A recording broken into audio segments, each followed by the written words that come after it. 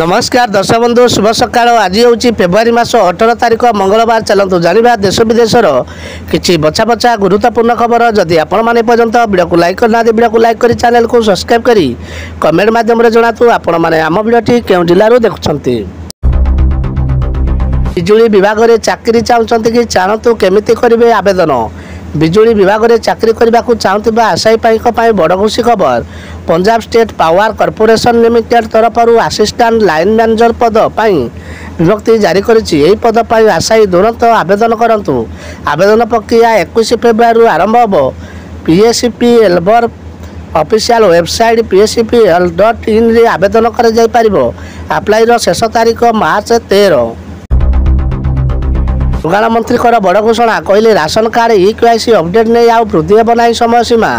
Ration card EKYC update आउ कोहल कर Dhenkanal cup 2025 सामिल अवसर में हिताधिकारी को यही चेतावनी देते खाद्य जुगाड़ मंत्री और खाउटी कल्याण मंत्री।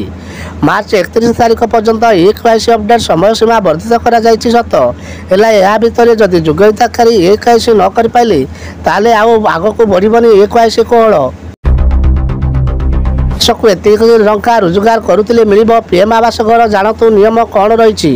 निजस्व घर कर समस्तर स्वप्न समस्ते निज स्वप्न पाई बहुत कठिन परिश्रम करते निजर सचेतता पुंजी जमा करने पर भी अनेक लोक घर करना कि निर्माण करना। एपाई सरकार 2015 मसीह पीएम आवास योजना आरंभ करते जहाँ दिन में एपर्यंत कोटी कोटी लोक लाभ पाई पारि सारी।